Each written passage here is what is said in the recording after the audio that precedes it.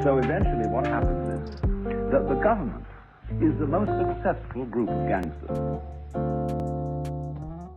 The Battle of Capitol Hill. It's already been named. Right. Revolution 2.0, here it is. Now, is it the revolution that we deserve? Or is it the revolution they want for us? The controlled revolution. Exactly. I'm in a weird place with the Capitol. This article here is talking about how we need to be better prepared for future acts of political violence, as this will not end on Inauguration Day. What are your thoughts on that? Well, I mean, they're in the process of arresting everybody right now who is on camera, right? Anybody that they can identify, yes.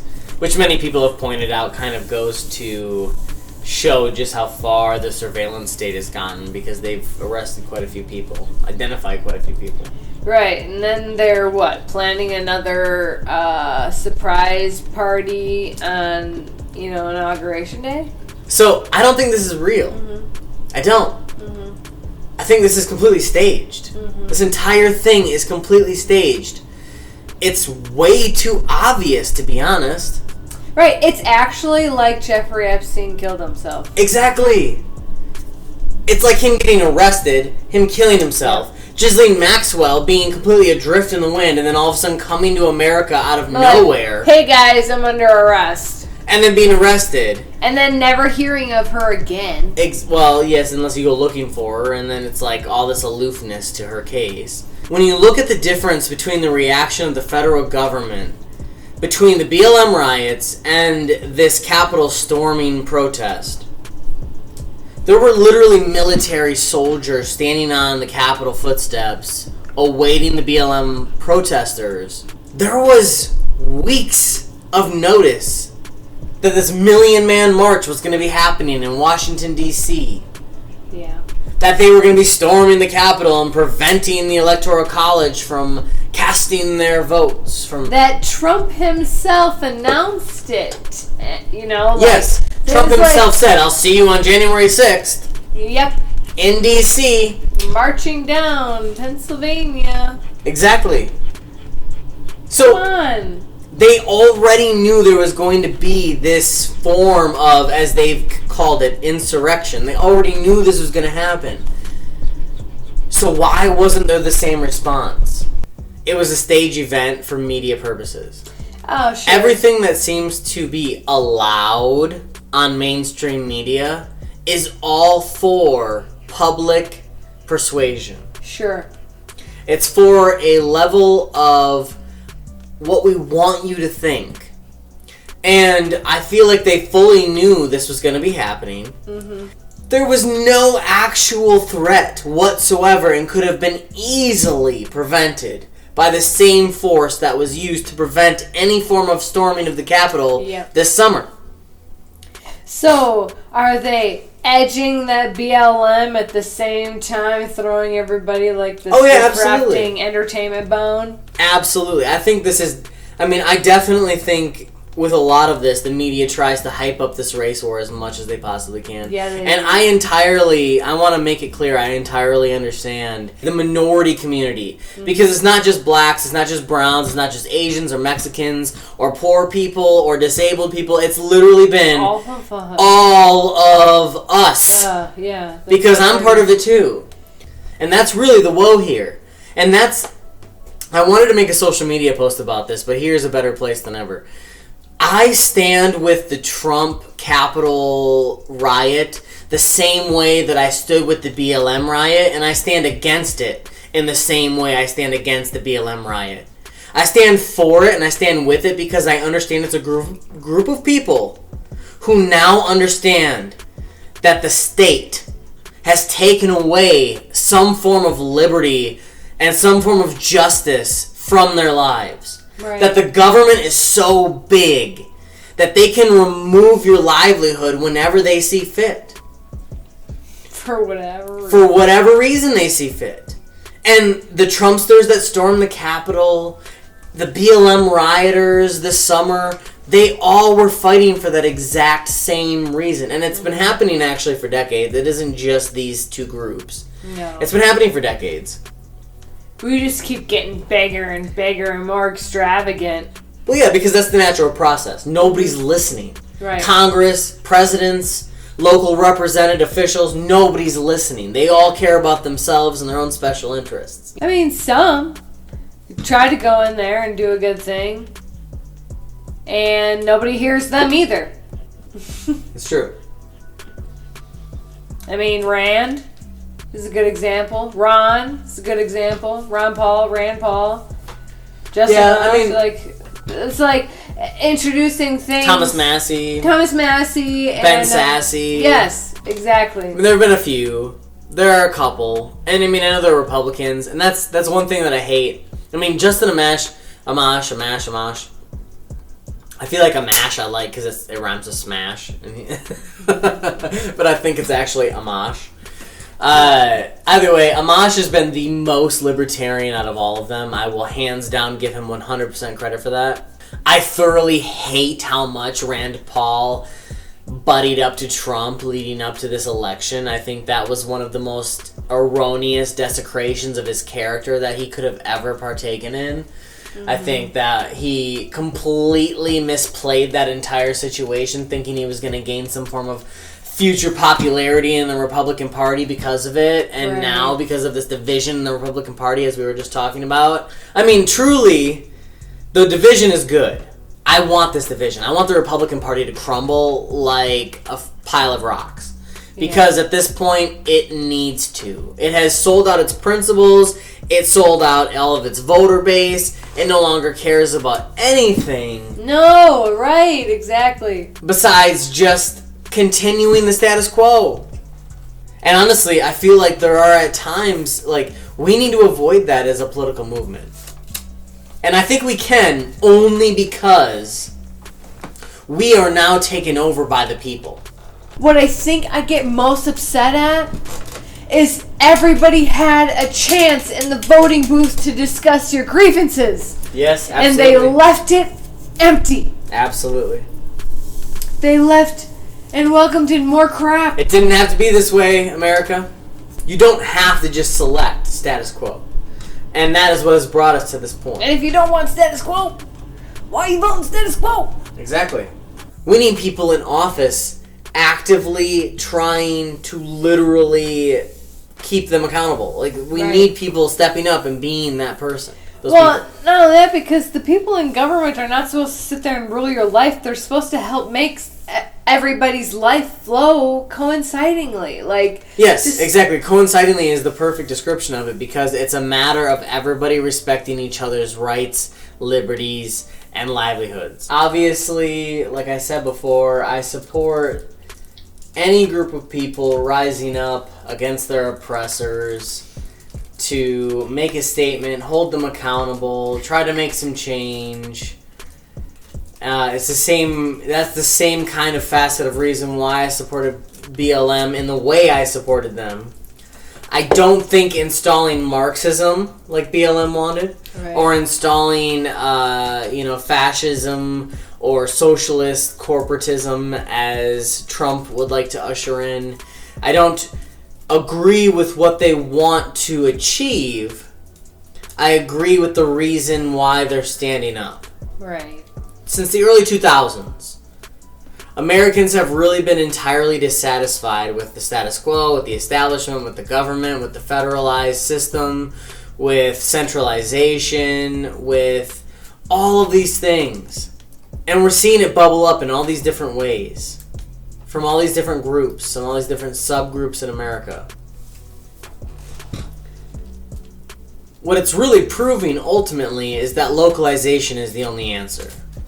We can no longer exist as a one unified federal 50-state government where one centralized power gets to dictate and mandate what happens thousands of miles away to people they in no way, shape, or form can relate with. It's the same reason why our founders wanted to break away from England so desperately. It was because they knew the king had absolutely no way of understanding what life in the colonies was like. And for the king to be able to say, well, taxes on this are going to be set at this price, How dare he? Because he has no idea what life is even like in the colonies, and can they even afford that tax on that good to begin with? And that is what taxation without representation meant. It meant, how dare you raise the tax on our life? You're making us pay more for a commodity we use every single day. And you have absolutely no idea whether we can afford it or not. Whether it's something we're willing to do or not. Right. And we have no representation to tell you our grievances or whether we're okay with it. And we've now reached that exact same point in our American system of governance, where we've got Washington, D.C., and not only just Washington, D.C. and the 3 branches of government, but we have an executive branch that has ultimately all the power and all the control over almost all the decision-making in America. But that brings me back to my whole point over my final thoughts on this battle for Capitol Hill, Revolution 2.0, as some would call it. Is it real or not? Is Trump real or not? And obviously Donald J. Trump is a real person, but is he this subculture pop icon, freedom fighter that this QAnon conspiracy alt-right group has made him out to be? Yeah. Or is it more likely that the exact same status quo that has been in power for hundreds of years has slowly and subvertly been psychologically tricking the American people into accepting totalitarianism, into accepting communism and socialism on varying levels, into accepting the erosion of our individual liberties and rights and natural born freedoms that every single human on this planet should be endowed with? Is it more likely that Donald Trump was just another pawn in this overall process of acceptance for American people to finally just give it up? Yep. The people who went to the Capitol Hill event, we'll call it the Battle of Capitol Hill, as this article decides to call it. The people who went there genuinely cared about their individual liberty. Mm-hmm. They handled it the way they thought they needed to handle it. They didn't actually accomplish really anything. Yeah. Much worse is going to come of this. They did exactly what they wanted them to do. Exactly. They did exactly what was expected of them. Yeah. However, I don't think Donald Trump is innocent. No. I don't think in any way, shape, or form he is a freedom, liberty-loving fighter for the people. I think he is part of this overall cabal of globalists that has been seeking to destroy America. I think they played his card, as we've been establishing this entire time. They played this card specifically to divide American people. And I feel like he incited the violence that happened at the Capitol. He pushed for it. So did the overall media. The media hyped it up in advance. I saw talk of it all over the media in advance. Social media included, Facebook. Mm-hmm. It's funny, we'll get on the topic of banning Parler. I'll actually switch over to that so we can talk about that a second after this. They blame Parler so much for this overall Capitol event. They say that Parler was the reason. This is where all the conservatives were at. This is where they planned their insurrection. Mm-hmm. I saw it on Facebook. I saw it on Facebook for weeks in advance. I accidentally somehow became... Yeah, that's right. You brought it up to me, but I didn't even know it was happening, and you were like, so this is going to happen. And I saw it through Facebook. I'm not on Parler. Right. I never went to Parler. I went to MeWe, and I don't use it because I'm trying to spread the word of libertarianism. Well, yeah, you work in media. So. Why would I go... Yeah, I work in media, so why would I go to MeWe where there's already a bunch of libertarians? I'm not trying to spread the word of libertarianism to libertarians. Right. I'm trying to spread it to people who don't know libertarianism, you know? And right. So yeah, I'm on MeWe as essentially as a backup plan. If I get ever booted off of Facebook, I've got somewhere else I can gravitate towards where I still have some form of connection to other people that I can spread these things to, and maybe they can spread it to other people. Either way, I'm not on Parler, so I didn't see it on Parler. I knew this was happening in advance because of Facebook. I knew because of groups and pages that had nothing to do with Trump or conservatism at all even. So to blame this solely on Parler is just ridiculous. I think it's just a scapegoat tactic. Yeah. So that the other social media platforms don't have to take any form of fall for it. Well, they're the throw guy. Yes. Exactly, like Epstein was for the pedophiles. Like Weinstein was for Hollywood. Yep. They always need a scapegoat to try to subvert public attention away from the actual whole picture that exists, which is that it's not just one person. It's always a group of people doing these things. It's many. It's always more than one person doing these things. Yes. They don't just get away with it by themselves. It's people covering it up, too. Because they're doing it also. That's how it works. So Parler has now been booted by Amazon, Apple, and Google. And Parler's going to be gone. I actually listened to this interview today, and I won't play it. This interview today, look at this picture. It just sums everything up. Tucker Carlson and Amy Pykoff? Chief Policy Officer, okay. And this was before Amazon announced that they were going to be booting them. And essentially, she had said, if Amazon decides to boot, Parler's gone. Because Amazon is the hosting server. So, Apple and Google had already banned Parler earlier yesterday. Mm-hmm. And essentially, Parler was going to try to appeal and say, no, like this is unfair. We were not the only platform people were using to collaborate these efforts, and it's unfair that you're banning us and trying to target us when there was other platforms that were doing it too, including Facebook. It's like showing you what could happen. Exactly. If you disobey. This is an example. 100%. We will destroy you and everything you stand for. Look at our power. So essentially what's going to happen is that... We should figure out Discord. Who hosts that? Yeah. It's probably Amazon. I do like the Slack. Although Discord's pretty awesome. Maybe I need to... Actually, Discord is pretty awesome. Discord's awesome. I don't use it enough. Why don't people use Discord more often? That's true. Discord could be an entire replacement for Facebook. 100%. 1,000%. It could be a better replacement. It's actually entirely a better... Yeah. It's way better. That's a great idea. I'm gonna fucking push Discord. We need to start pushing Discord. What are we doing? What are we doing? Okay, in my notes, pushing Discord. Write it down, please.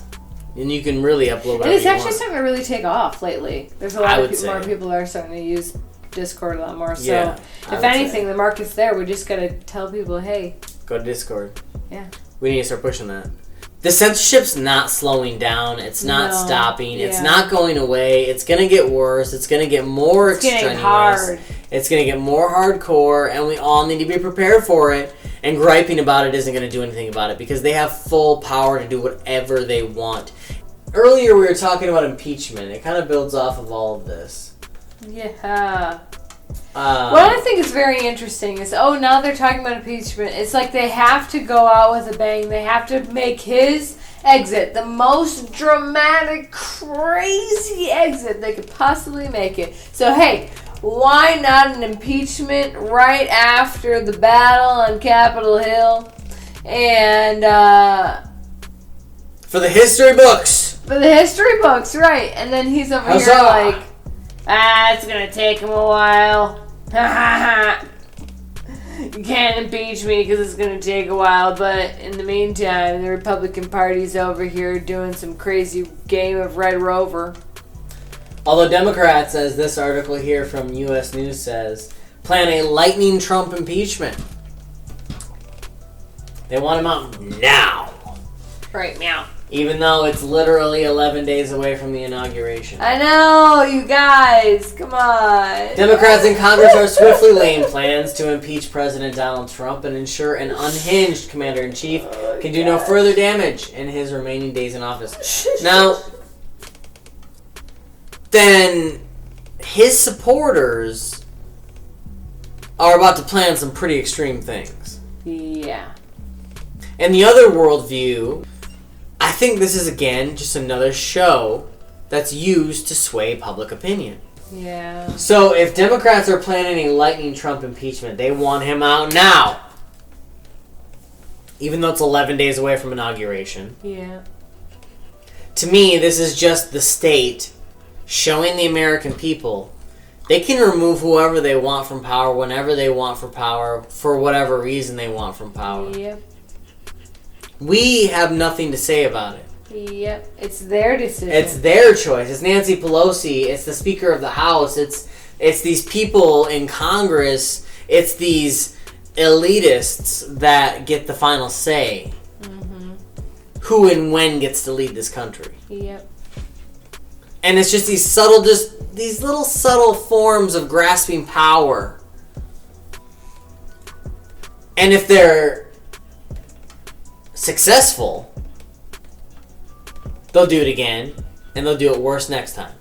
Well, look at what they've done all the way through COVID. It's been a slow, fast crawl. Exactly. To power. It's since September 11th. Since the Vietnam War. Yes, exactly. I know that. There's all these different stepping stones. Yes. Like we talked about. We've talked about this many times. Every single one of these events has been a stepping stone for the state to assert more power and to erode more liberty from the individual. Mm-hmm. The state is using this to show the American people they can remove a person from president 11 days before they're already set to leave office. Mm-hmm. And the American people can do nothing about it. Right. If they want him gone, he'll be gone. Right. And then as soon as Biden gets in there, it'll take one or two bad situations, and Kamala Harris will be in office just like that. Yep. Just like that.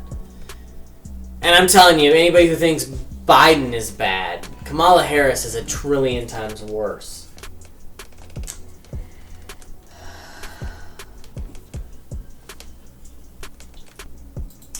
The media has been having a frenzy lately over this Capitol Hill situation, really penting it up as this huge violent insurrection, which I don't really get. Right. If you watch the videos, the police did almost nothing. Next to nothing. They stood back, let them run amok, come in, take whatever they want. One guy against 20. And going back to this whole stage event,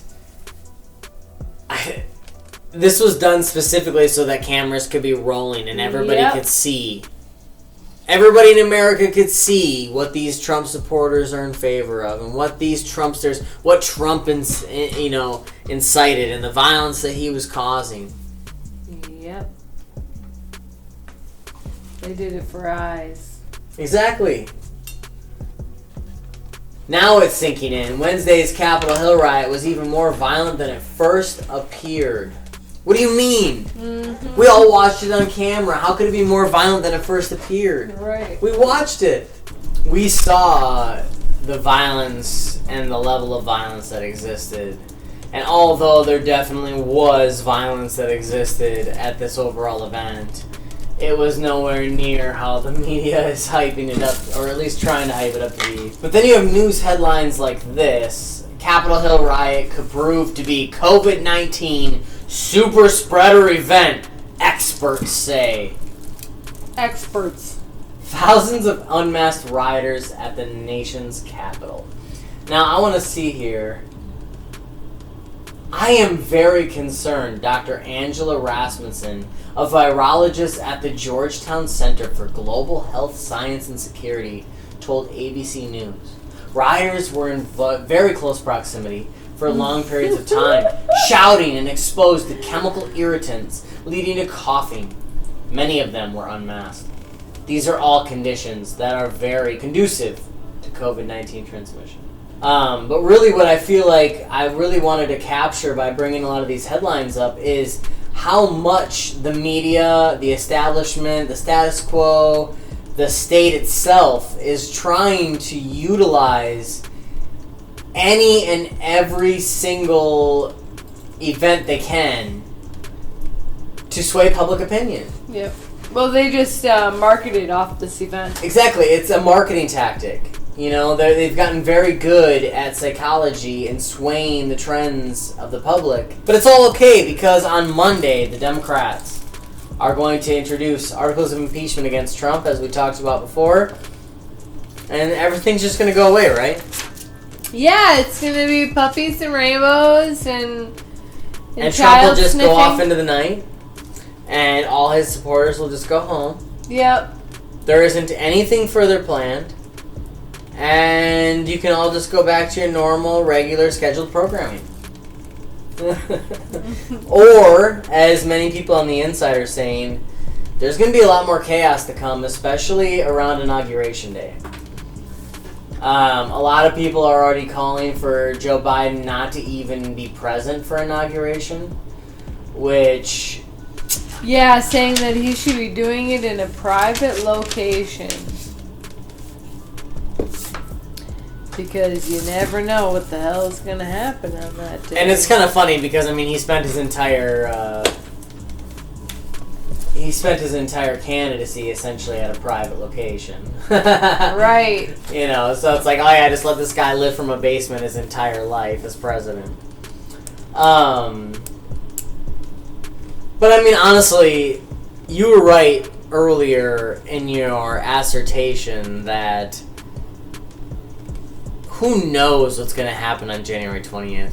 There are even libertarians that, I mean, I won't go into detail about who, because I want to protect their identities, but I follow a lot of different libertarian channels, and there are even libertarians on the ground in Washington, D.C. right now who are very certain this is Revolution 2.0, that nobody's going anywhere, that on January 20th, Joe Biden will not stand where they stood on January 6th. Mm-hmm. That he will not be sworn in at all.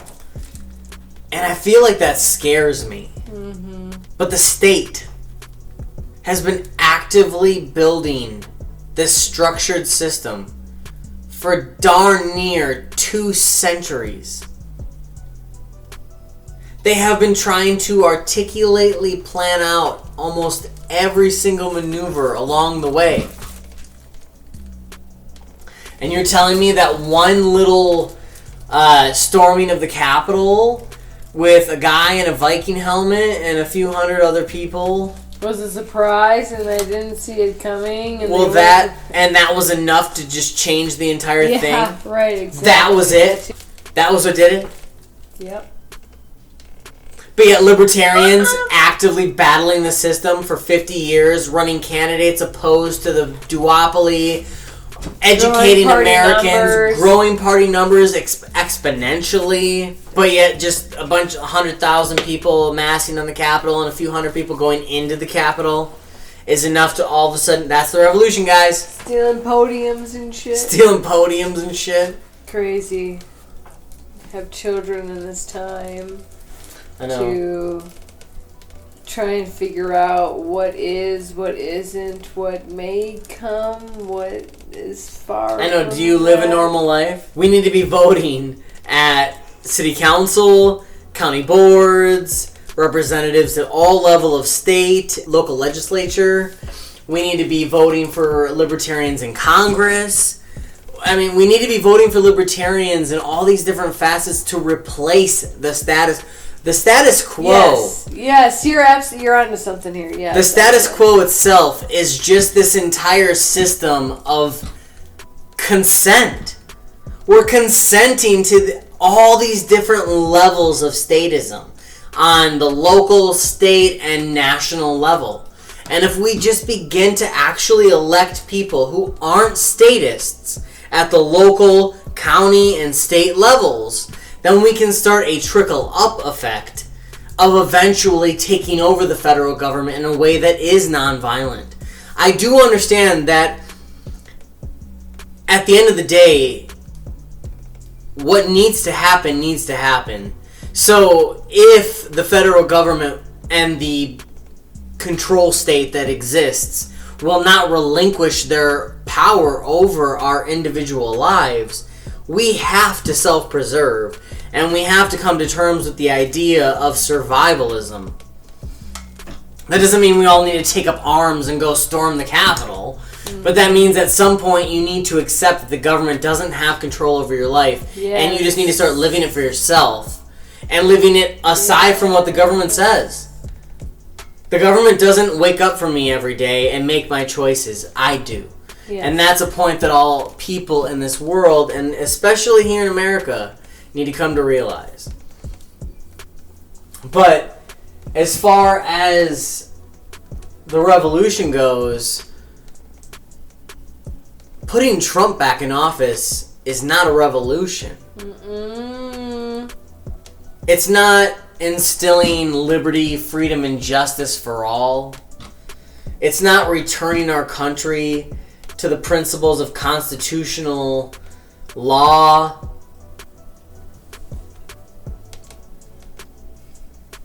It's literally subverting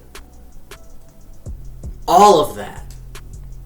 It's literally putting into place something much more dangerous. And honestly... But they stole his first term. He deserves.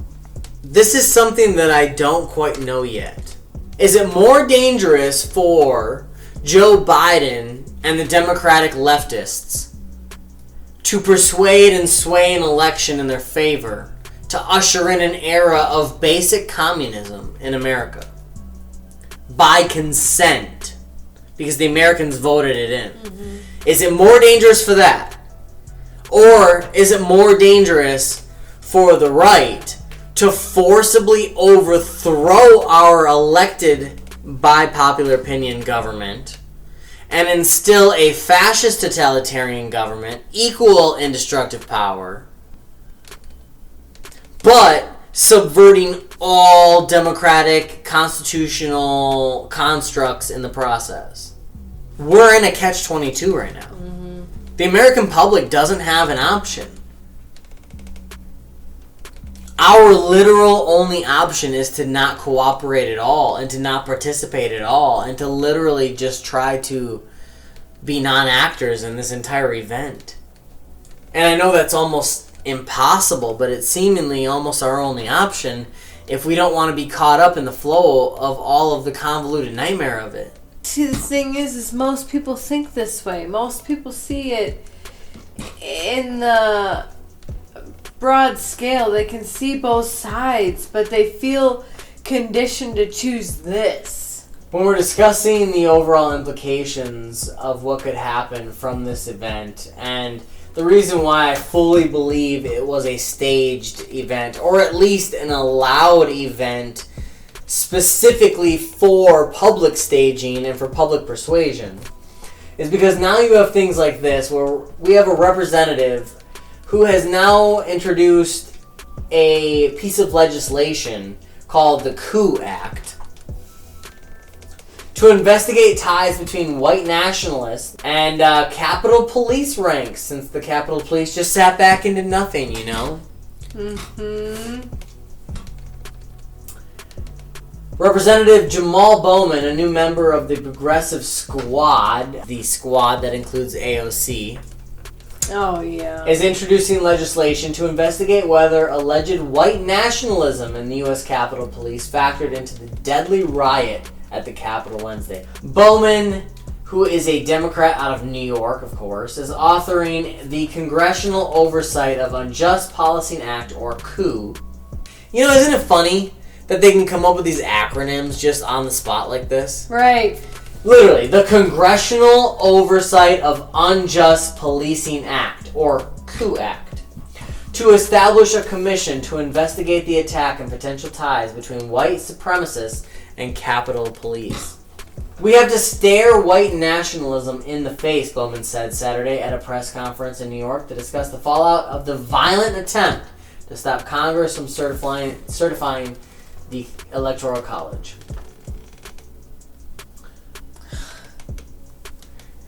And this is exactly what I mean when I talk about the fallout, the implications, the overall staging, the let no good crisis go to waste.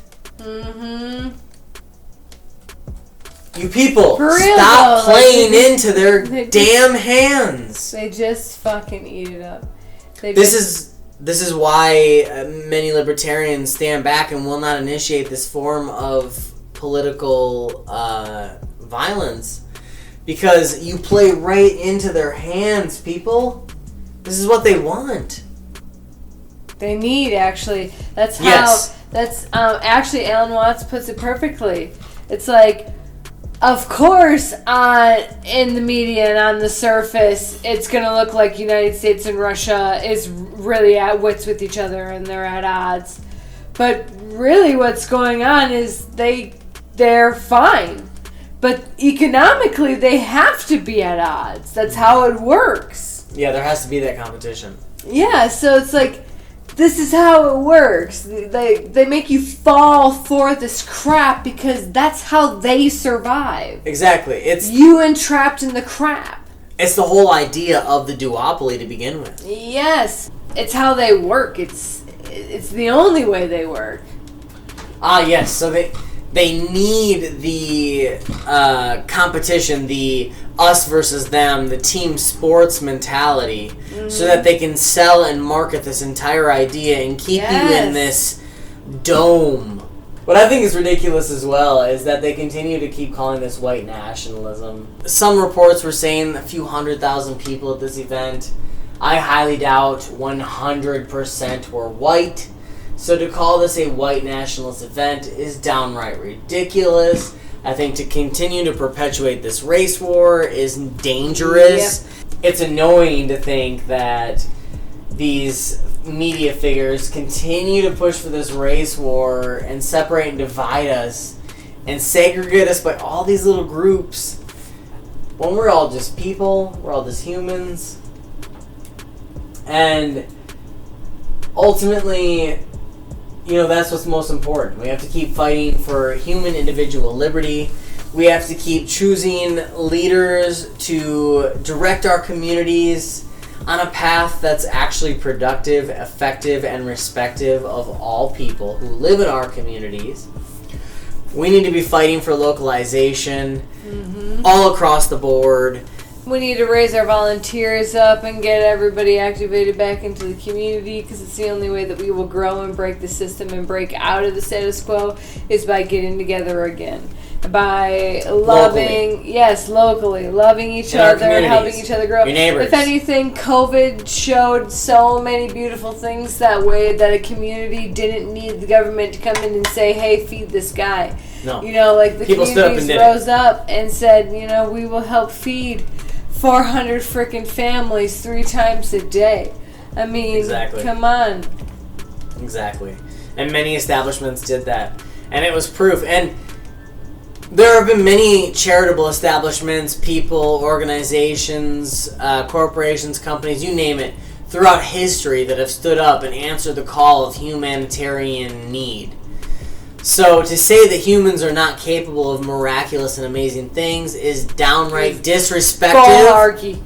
It's downright disrespectful and disregarding actual, factual, historical evidence. We need to respect each other. A real revolution starts in the heart. It starts with the acceptance of the diversity between human beings. And if we are going to have a real revolution in this country, it needs to be at the local level. It needs to be happening in our town halls. It needs to be happening in our state capitol buildings. We need to be electing leaders to Congress, to our city councils, to our county boards, to our state legislatures, all the different varying levels of governance. This country was founded on the principle of self-governance. A country founded of, for, and by the people that was completely governed by local representation. We have veered from that so far. But I do feel a trend, a shift that is happening right now in America because so many people are waking up based on events just like the Capitol battle, COVID, all of these different things that have happened over the last couple of decades, actually. It's not just these last few isolated events. It's been happening for quite some time. And a number of these different events have been waking people up. Yeah, little pockets of fireworks. Awakening. Yeah, they've been awakening people up en masse. Everybody has their own little awakening story. What woke them up to the reality of the world. But it's still an awakening, and it's still happening. They want to control the narrative. They want to call this the Great Reset. This is the Great Awakening. It's true. This is the true Second Great Awakening. We need to be bringing people together.